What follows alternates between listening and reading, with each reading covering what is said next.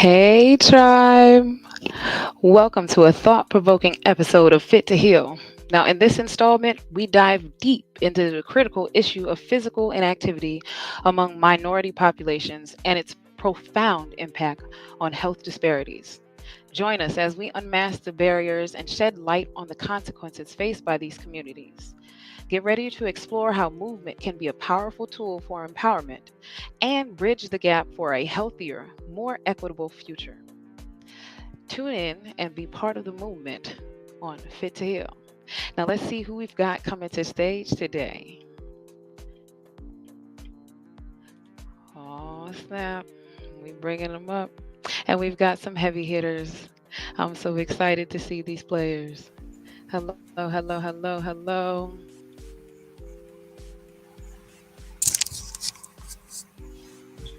How is everybody this evening? Hello, can you hear me? Yep, I can hear you. Can I be heard, Yeah. everybody? We all loud and clear. Peace, everybody.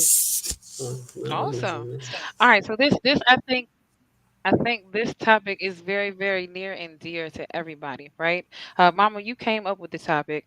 Go ahead and tell us why you came up with this particular title. Well, you know, hey, King Cuz, hey, Brother Minister. Look, you do have some heavy hitters up here tonight. No, the reason why is because the obvious. Any kind of physical inactivity is definitely going to lead to some sort of morbidity. And we cannot afford to ignore our bodies because it is our vehicle that's here to sustain us through our lives. So I wanted to talk about, what it is that's keeping uh, us in the high mortality rate. What are the things that are causing that, and why are we so inactive when we're designed as a species to be active? We live in the same country. We have the same access Yes, we to the do. same things that other people have. Hmm. So what is stopping us? I want to talk, I want to know. I want to hear somebody to tell me.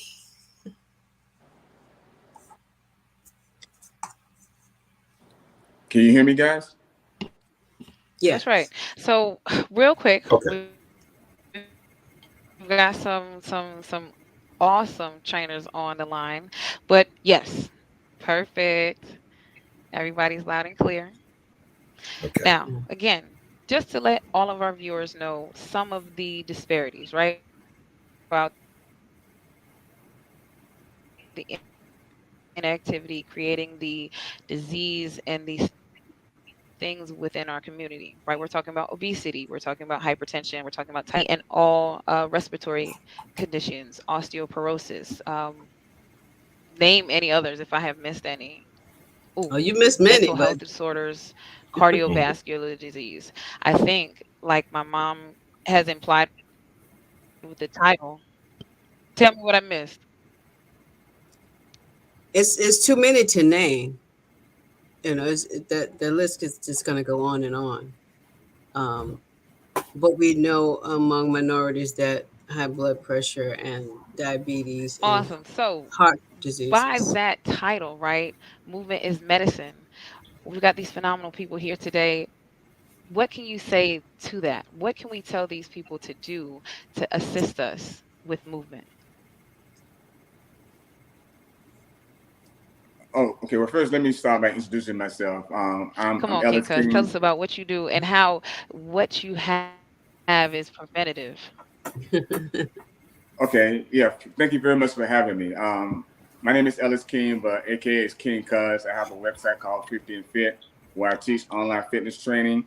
And when we're talking about mental health issues and having the mindset to want to do the things that is necessary for us to be healthy and strong, you have to be in the mind first. Normally, people don't care about their health until it becomes an issue. And so, what we're trying to do is do preventive maintenance and do the things that we need to do. I always said that I'm the type of guy that says, eat your vegetables. People hear that, they understand that, but do they take action on it? No, because they rather indulge in sweets. They rather do things going to be pleasing to them, not knowing in the long run it's going to cause a long term effect. And so for myself, be 53, I'll be 54 next month. I want to be that example for people to say, if you take care of your body take care of you. When I was 18 years old, I never thought I would look or feel like this at age 53. Because a lot of people, when I was young in their 50s, were obese. They had bifocals, they had a cane, it wasn't as active. And it was a sad state to see. Now, if you look at the obesity rate in the United States, it's even more.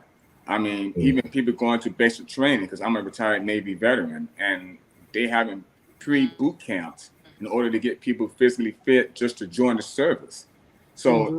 this is a huge issue, and it's Right. hurting the minorities even more so because we got this mindset to think that the food that we eat, some of the soul food, knowing that a lot of our food wasn't really healthy for us anyway, and a lot of the food we had back, especially back in the early days, was scraps that we had to make a meal out of. But we don't have to continue that lifestyle.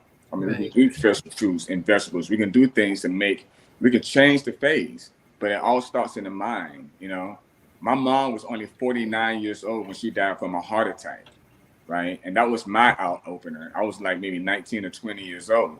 So it's already in our DNA. It's already in hereditary. And so her death was a huge light for me to make sure that I watch what I eat. I start exercising and doing right because, I want to be around for my family. I have a 16-year-old son. I want to see him grow up to be a strong man and everything. And so in order for me to do that, I got to first take care of myself.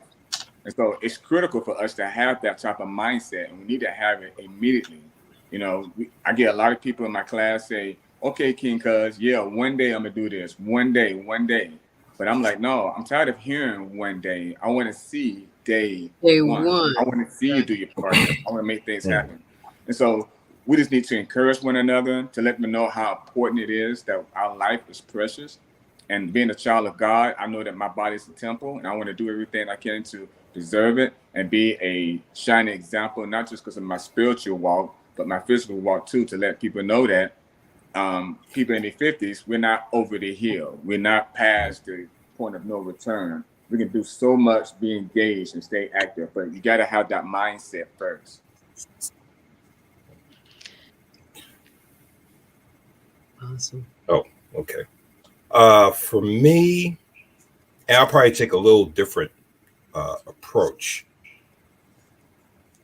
Just recently, I absolutely love it, probably. yeah. Absolutely love it. An inspiration. Let me see. Okay, so for me, something just happened last weekend. So I'm on YouTube and I'm kind of watching highlights of an old football game, college football game, and I'm reading the comments, and the comments mentioned a former teammate of mine, and it said so and so R.I.P. I said, wait a minute, they can't be talking about who I thought they were talking about. So I googled the name, and the name came up. There were about maybe 5 to 10 articles that talked about the passing of my teammate. Now, mind you, we're basically the same age. Uh, had he lived, he would have been 54 this October. He had passed away at age 48, 5 years ago, uh, after suffering a second heart attack. Now, mind you, this guy was 6'3, 240, runs like a deer, hits like a tank, played 7 years in the NFL. But he had already suffered one heart attack. And then he suffered a second one, and we had lost him. Okay. So King, myself, and my former teammate are all in that same age range. Mm-hmm. Okay. And I'm sitting up here like, wait a minute, we were at an elite level. Okay. To give you an idea of being able to play any organized sport at a collegiate or professional level, which means you had to have been some of the best of the best of the best.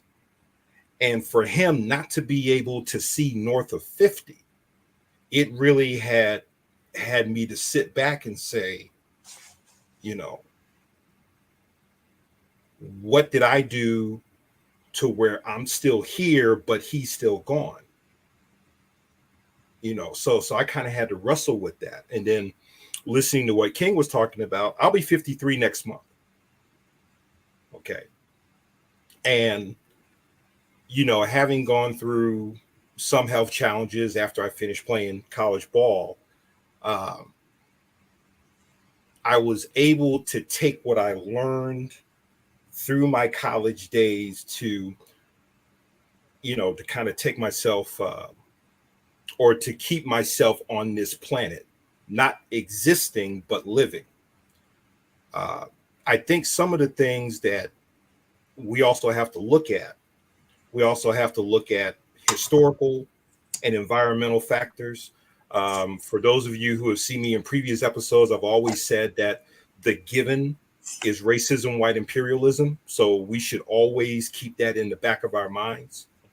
But the historical and the environmental factors, if you look at nations that have been industrialized, going back to the beginning of the Industrial Revolution to the present day, anytime you see an industrialized nation, you see these diseases pop up. There seems to be this correlation between industrialization and the diseases that come as a result of physical inactivity. Okay. And then the environmental factors. I have a friend in the Bronx. He's originally from Cape Town, South Africa. And he said that the diseases that affected industrial nations didn't affect South Africa until they started bringing McDonald's, KFC, etc., into the townships, Durban, Johannesburg, etc. Okay, so that's what I mean when I talk about the historical and the environmental factors that play a role in our physical inactivity, along with, like I said, the given being racism, white imperialism.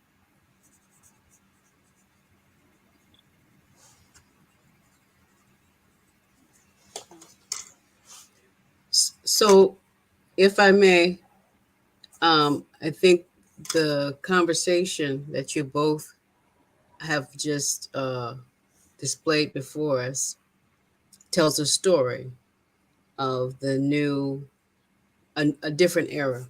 I'm looking at you guys. I'm listening to your story. I have worked out with King Cuz. I worked out with the Fit Goddess, and I'm I'm I'm an older. So, but just to know that people like you guys exist that are, you know, in peak health and in your 50s. Um, but like in your case, King Cuz, for sure, I know that you've been fit.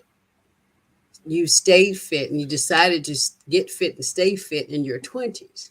And you showed a picture recently on one of your social media pages that showed you at age 20 something and you now. And I couldn't tell the difference except for, yeah. And so, and understanding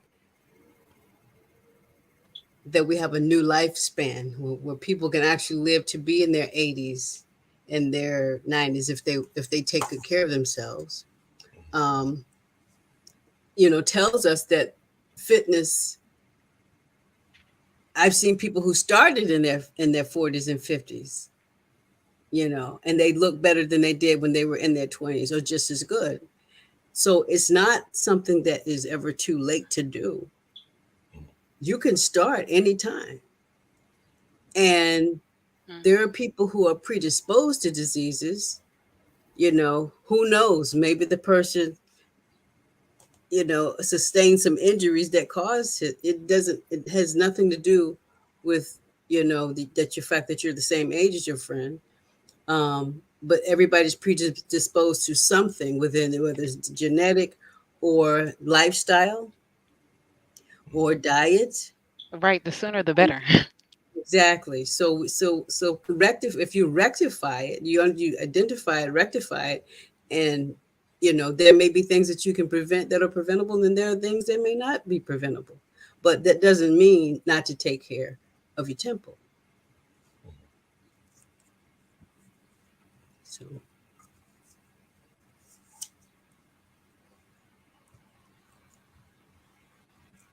what you think, Goddess?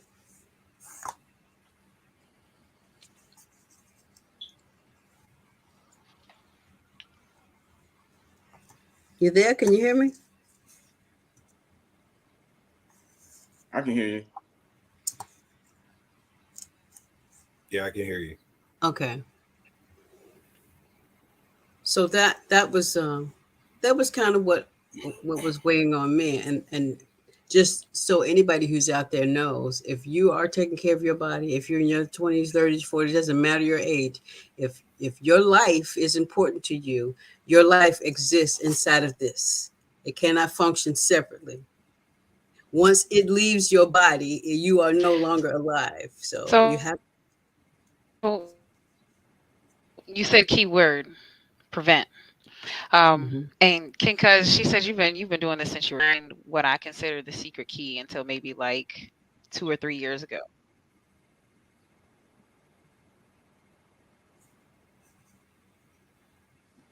You're breaking up. I can barely hear you. Goddess, can you hear us okay? Like you got a bad connection or delay. Yeah, you have a delay. I'm sorry. I know maybe I missed the introduction. I'm trying to think of the brother at the very top. What's his name? And Brother oh, forgive me. Minister. Yeah, Yeah. brother Minister Zumbi. Oh, Zumbi. Okay.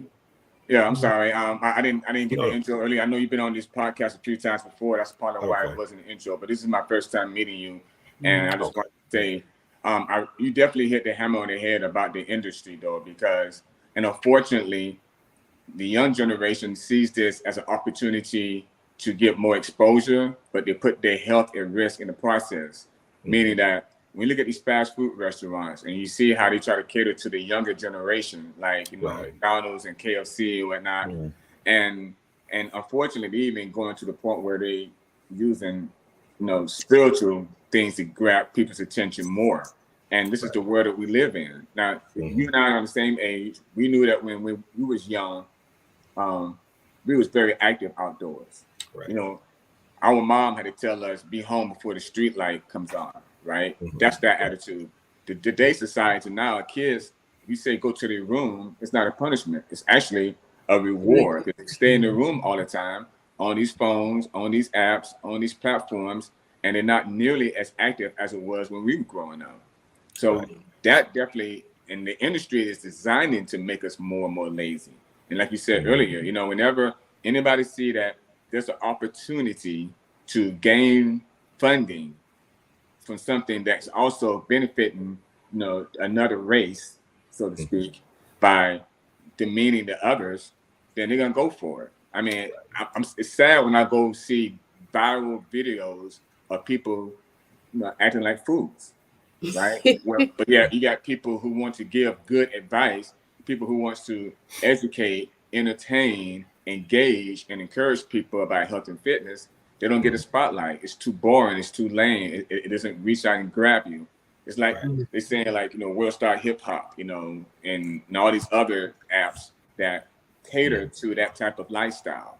And the right, industry is making millions, billions of dollars, really, and exposing our race in that form. But when you got someone like Goddess, myself, who has, and Rosalind too, that has the desire to want to reach out to our community, to our people, to let them know the importance of having a strong mind and a strong body to be hmm, successful in this world.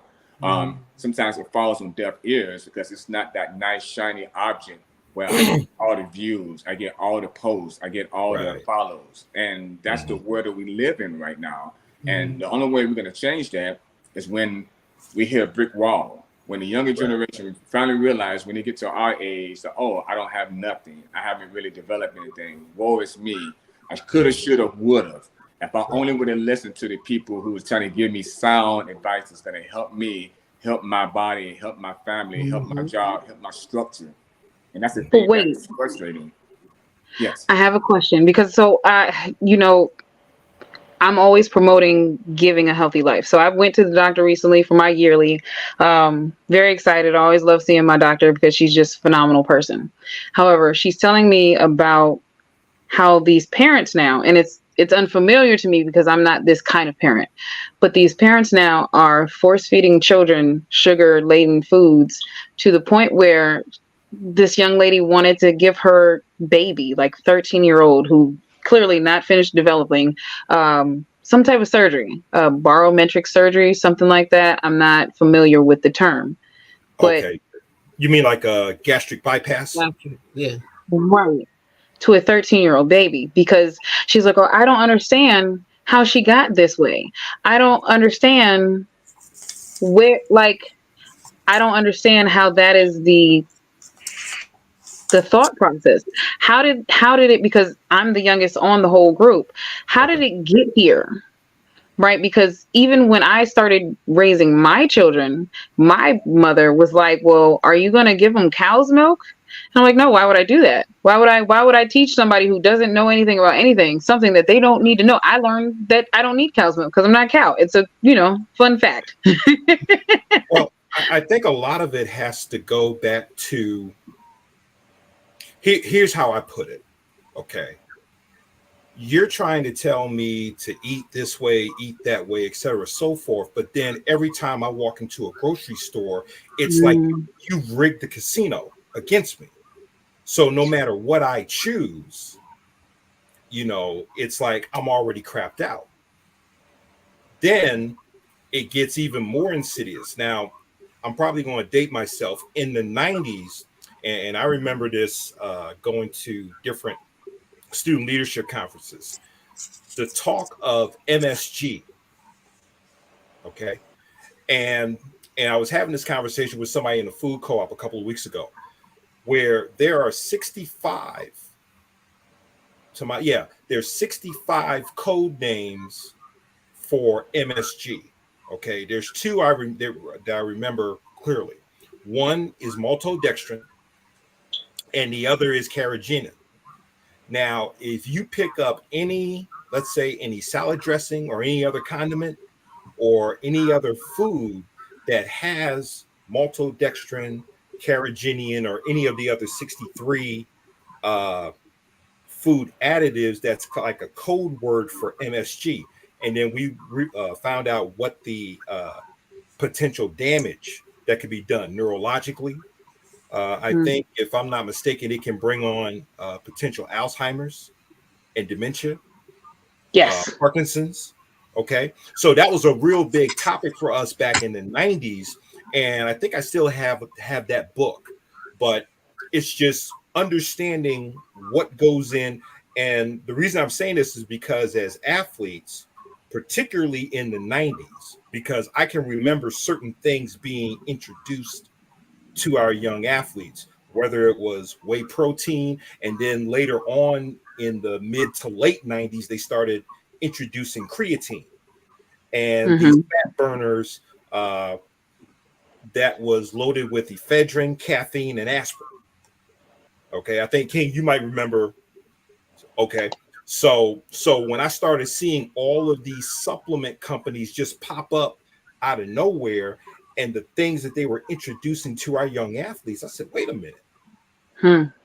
We didn't see this 30 years ago. Okay, we didn't see our athletes having to get their nutrition from a powder or a pill primarily. But so wait, so what changed? Because when you say that as a mother, I hear that as Similac versus breast milk. Hmm. Like just the argument in general. That's how I process the thing that I don't know to make it make sense. Right. So what was the change that happened in the world I that think led to that that? I think the change, and like I said, I'm gonna date myself.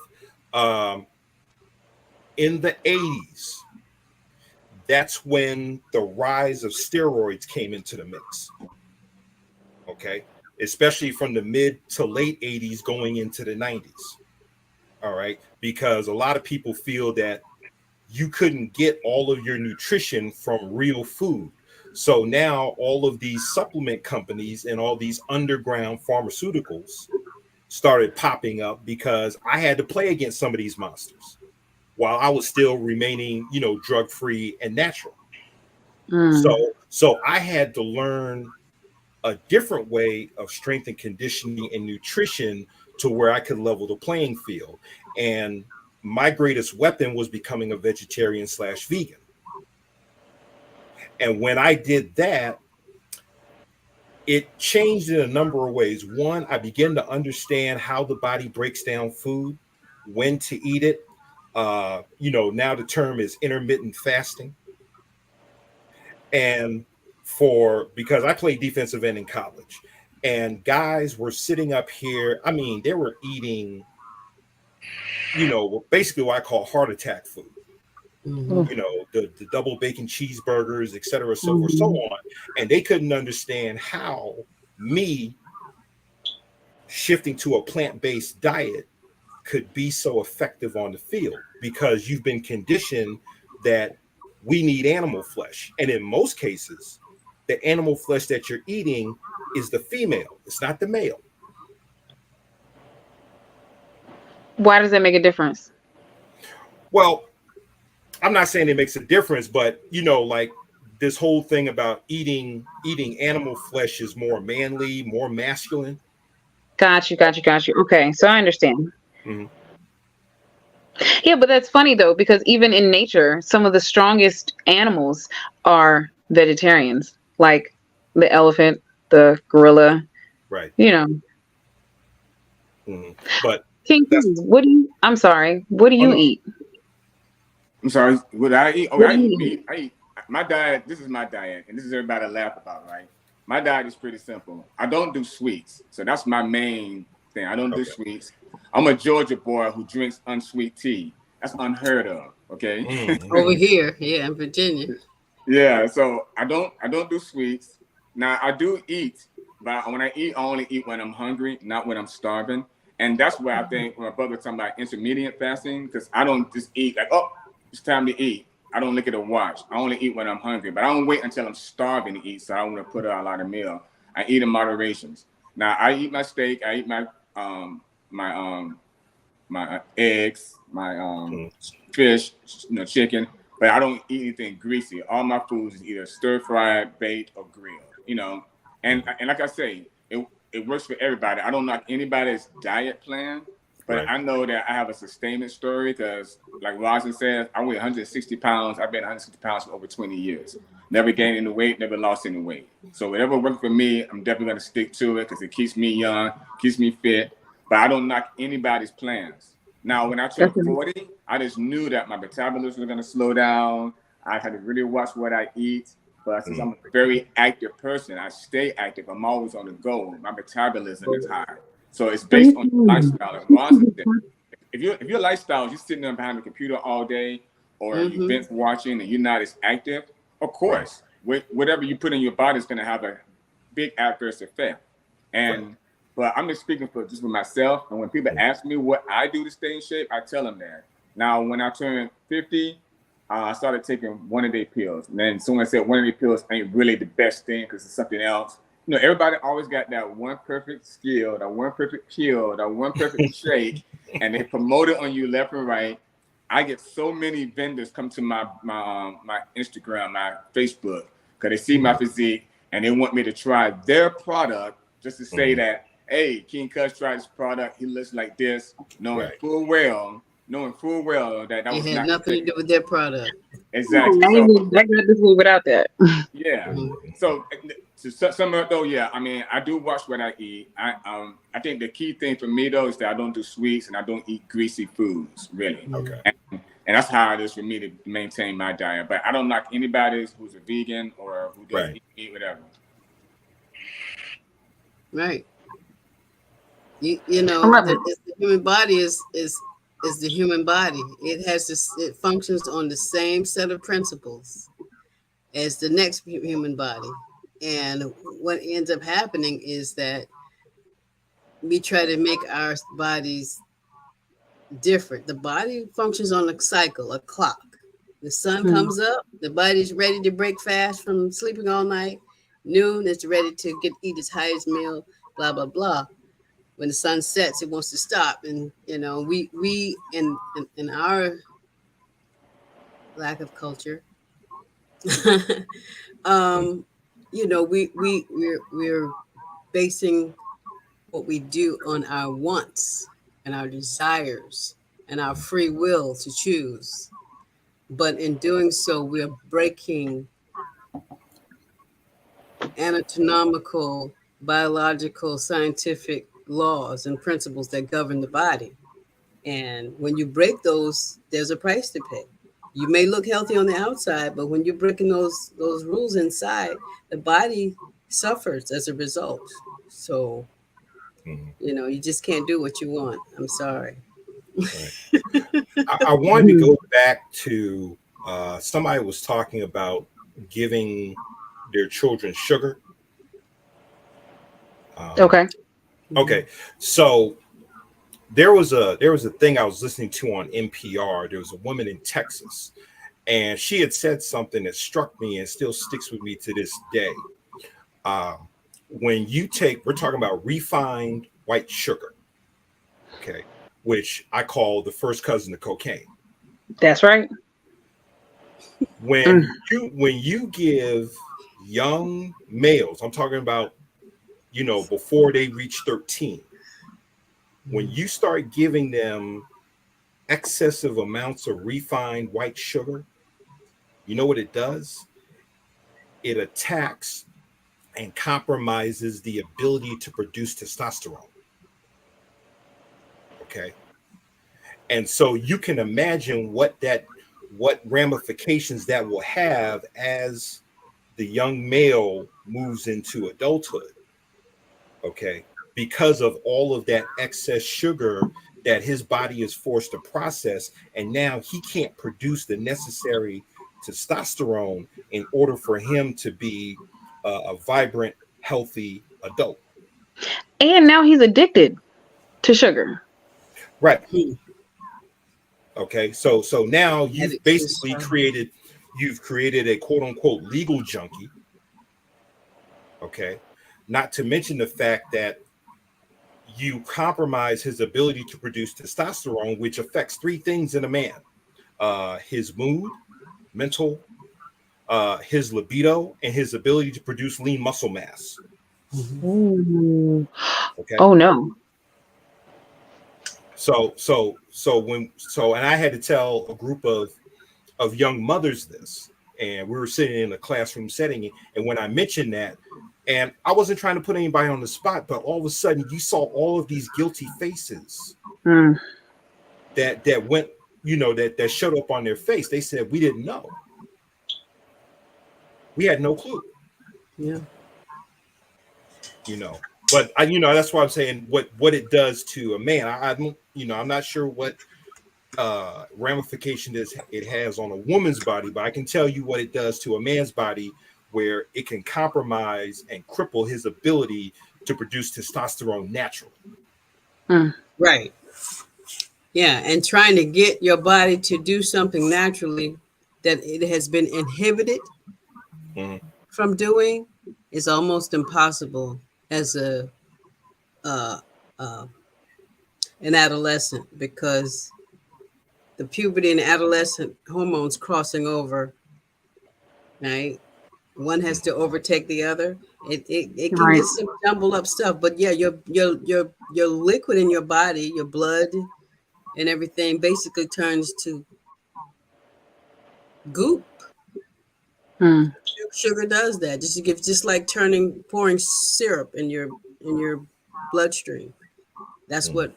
what you mentioned about the white refined sugar and the white refined flour and the white pasteurized milk and cheese and and all all of these that. things that are refined will do to the body because it's not natural and the And I body. really just like that they use that word refined because think about the way it sounds. Refine. It's to be a process to make it better, right? Even though they're bleaching it and putting chemicals in it, they're stripping it from its natural form Mhm. and processing it with a chemical and calling it better.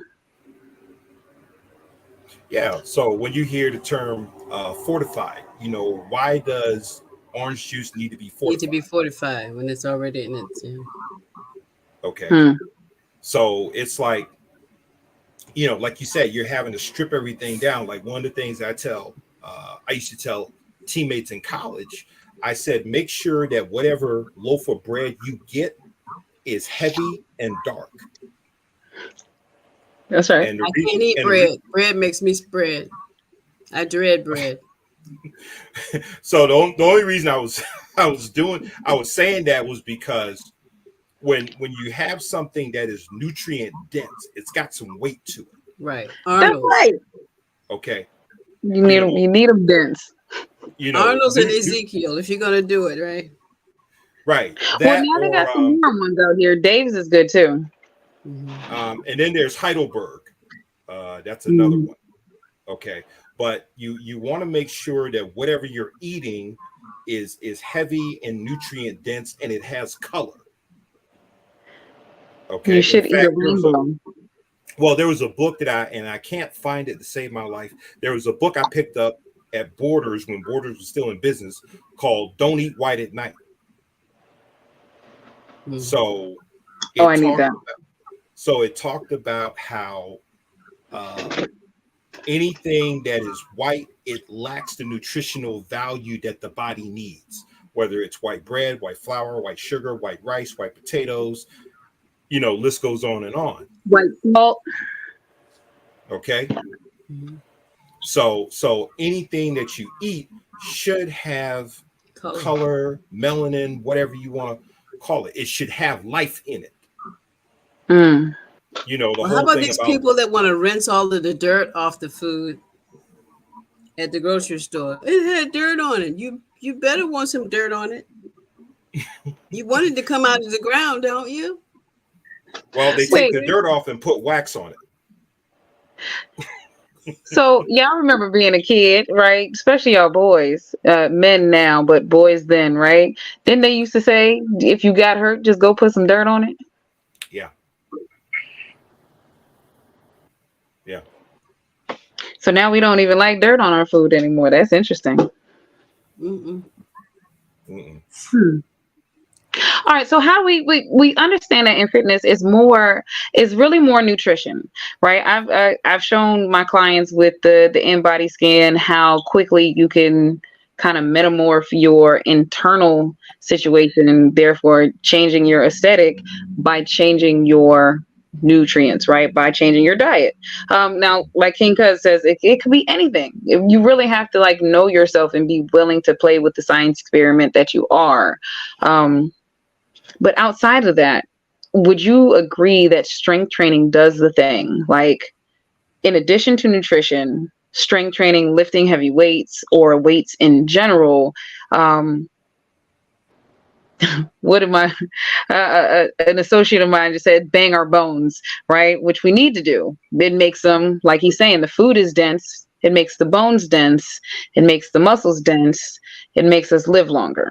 Would you agree?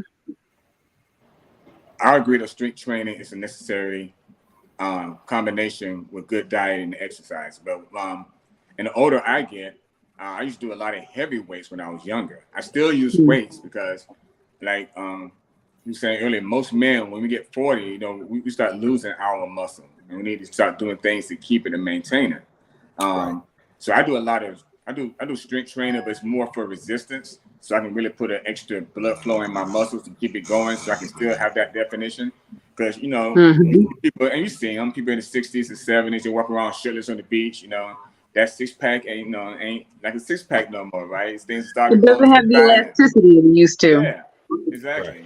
And but now, um, I encourage all my clients to do that. But for me, the first start is to make sure they know how to do the exercises properly and use good form.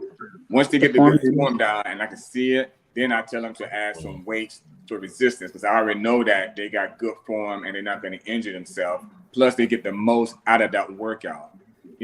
We all seen people in the gym doing exercises all kinds of ways, all right? And then what works for me, yeah, it may work for you now, but if you keep going that way, by the end of the year, you're gonna be needing a cane, my brother, because you won't be able to stand up because you're doing way too much exertion. There's a proper way to do things correctly. I'm just trying to show you the basics. And so I encourage people to add resistance training, to add weight training to their workouts once they develop a great form and technique in their exercises. Correct. Yeah. Mm-hmm. And it's Well, interesting you had mentioned that one of my heroes, if you will, is Lee Haney, 8-time Mr. Olympia. And the one thing that he always said, he says, stimulate the muscle, not annihilate the muscle. Ooh. Okay. And the reason he said that is because now Lee Haney's in his mid 60s. I think he's like 63, 64. Okay. He's created his own personal training program where it's based on science. If you ever get a chance to check it out. But the one thing he said is that the mind and the muscle must become one so that one rep equals two reps. That's Okay. right. So he was never into like what these other guys were doing in the 90s where they were just trying to lift a house. He says, I don't need to do that. Okay. If I can trick the muscle to think that this 200-pound weight that I'm moving is 300 pounds, okay, because the muscle doesn't know anything. that's But right. he always talked about having a mind body connection in your training, and he still does that to this very day. Now he's not carrying the type of competitive muscle mass that he did in his heyday, but you don't see Lee Haney with a cane. You don't see Lee Haney having to get all of these crazy corrective Surgeries. surgeries. Yeah. Okay, he still has all of his natural joints. You know, Mhm. so it's really about, and like I said, he always says stimulate, not annihilate. See, Stimulate, one of not the things I annihilate. I really enjoy about what you just what I really appreciate about what you just said, and also I got to say I appreciate this about even though he tried to kill me in his classes, the king and the fit goddess is that when they are doing their techniques, they're letting you know you don't. First of all, you don't need weights to do a lot of the stuff that you guys train us to do, so you can do it at home. And number two, if you do need equipment, it's light equipment like bands and medicine balls and things like that. Mhm. Now, I encourage everybody to work out with weights because I think strength training and core training are essential to our um, extended Everything. life health, right? Mm-hmm. But the simple calisthenic movements that um, you both do. I've seen it from the female perspective, and I've seen it from the male perspective, and you both have got serious technique. I used to be married to a personal fitness trainer. I used to, see the whole process, Mm. and to have this kind of fitness availability to us in this area from a male and a female. I'm not saying y'all the only ones, but you're the only ones I know and that I trust. So just to know that the education is here, Mm. that people Mm. have studied and you have learned how to teach, and you've learned how to master, and you learn how to maintain, and you learn how to the right way to train people so that they won't hurt themselves. And you don't realize how critical that is until it's not here. Ooh. Mm. and it has not been here for a long time. So Hmm. my hats off to, um, all of you for the education. Respect the education that you've learned, and how to eat healthy and how to exercise correctly, and to be able to offer the intelligence to us, and and if the fact that it's there can affect the mortality rate, because it can decrease it. People don't know. You don't have to go anywhere. You could just log on. Look, I got the King Cuz right here on the app right there. I just go in there and look at that, 50 and fit. And it's critical to me because my age group, you know, here you go. Can y'all see that? For my Uh-uh. age, look at that, look at that, look at that, Yeah, see look. that now. Don't get excited. But Good job, Fred. Good yeah, job. but brother minister shaking his head. But I'm just saying, knowing that we don't even if you're saying I don't want to leave my home, don't leave your home. Mm. You want to sit in front of the computer? Okay, sit in front of the computer. Sign on to You the want to fit. do it from your phone? Do it from your phone. Sign up, yeah. Sign up with the Fit Goddess or King Cuz, right? And while you're sitting there, you do your thing. Do your thing. You don't have to do a lot. Just move. That's right. That's right. Huh? Okay, so it's come to that time of the show. We've briefly touched on the things that we're trying to prevent. So, really, my goal as a wellness brand is to create a whole new culture of health. For years and years and years, it has been our statistic, and that these are hereditary diseases. So I say that if these are hereditary diseases, then let's replace them with hereditary wellness. So we have some time. King Cuz, I'm gonna put you up front. If you would be so kind to tell us who you are, where we can find you, what you got upcoming, all the things. Okay, sure. Well, I live in Chesapeake, Virginia. Like I said, I've been doing fitness training for over 30 years. When I was in the Navy, I was the command fitness coordinator. So they basically had me in charge of my sailors to make sure that we was physically fit twice a year. And like Roger said, I took the military training, and I should be an amateur boxer. So I combine my military training and boxing training to come up with my 50 and fit brand. And I do it right here in my garage. And as you can see, I have my speed bag, my heavy bag, my medicine ball, my elliptical. I just recently put mirrors in the back of my gym to make it look more authentic, like a gym. And I've now started doing online training too here for the people who live here locally to do one-on-one training. But the bottom line is what we say, we only got one life. We got to make it count. So in order to do that, you have to really have a mindset and the willpower to say, today is the day, not one day, today is the day where I want to take my fitness journey on the right path with someone who's experienced, who's caring, who's educated enough, and will definitely engage you when it comes to health and fitness. So my website is 50andfit.org. Go there, you can check out all my classes I have available online, and I hope to see you there.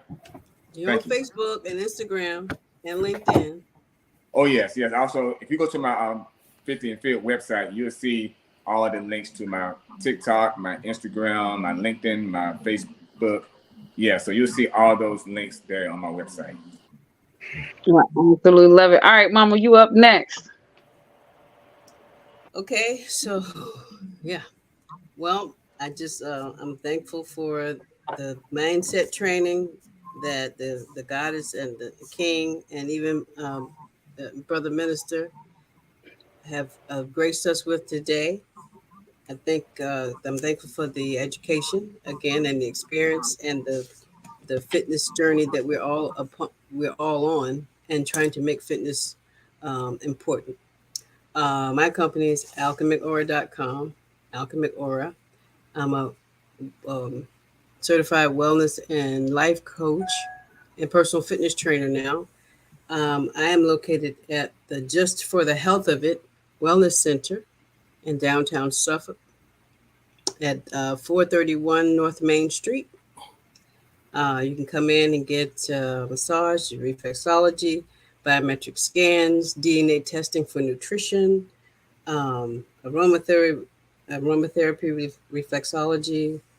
We're going to be doing classes, core training classes. We're going to be doing juicing, nutrition, just a plethora of things that are coming now. And we're just trying to health you. Let us health you. Thank you. Let us help you. I love it. I love it. All right, brother minister, come on, show us, tell us who you are. Mm. Brother Minister Zumbi Exshawala, servant of African people, um, author of the first book. Make sure this is the Gospel of Afronomics Theology. This is my what I call my Black economic blueprint for the 21st century and beyond. It can be found on Amazon or at your local Black bookstore. I'm working on the updated edition now as we speak. I'm also working on two other things simultaneously. The next book is what I call the Chicago Code, which will be an African centered approach to manhood in the 21st century and beyond, as well as a what I call an economic rites of passage for young men. It's called the Sambaru system. It's based on the Sambaru people located in modern Kenya. And one of the things that they emphasize is the importance of financial freedom, economic independence, and ownership.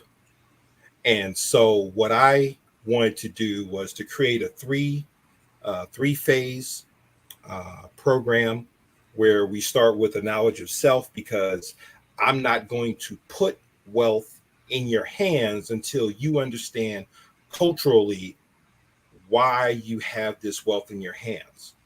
Mhm. So, from the knowledge of self phase, we give you the skill sets, business skill sets, and then phase three will be a capstone because, and I say this in my book, that one of the core beliefs of the Gospel of Afronomics Theology is that we believe the universe built man to be self employed and entrepreneurial, which I also argue that if we were to regain our economic freedom, that it will go a long way towards us being able to address our health on our terms.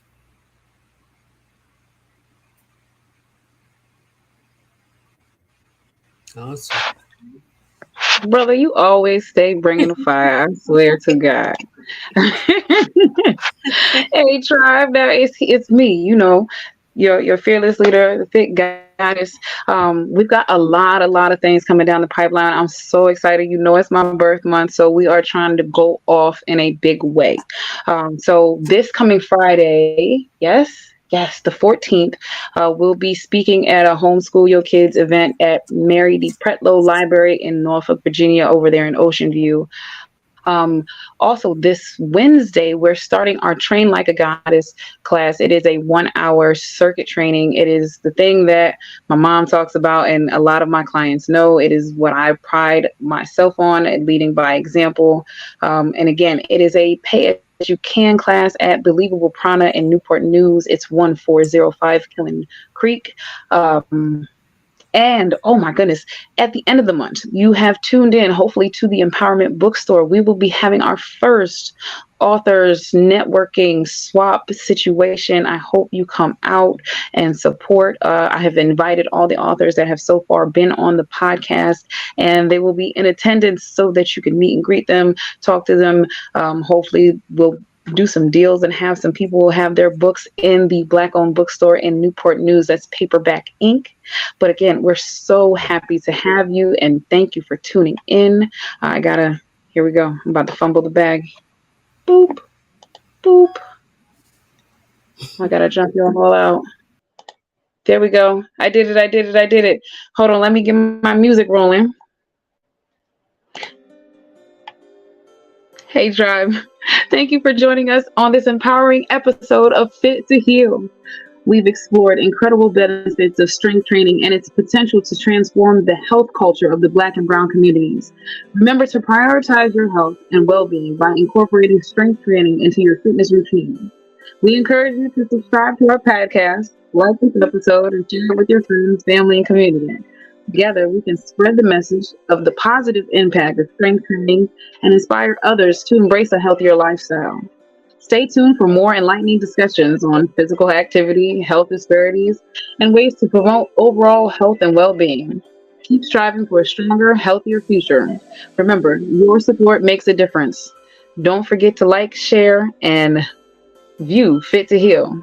Let's continue making a positive impact together. I'll check you guys again soon, tribe.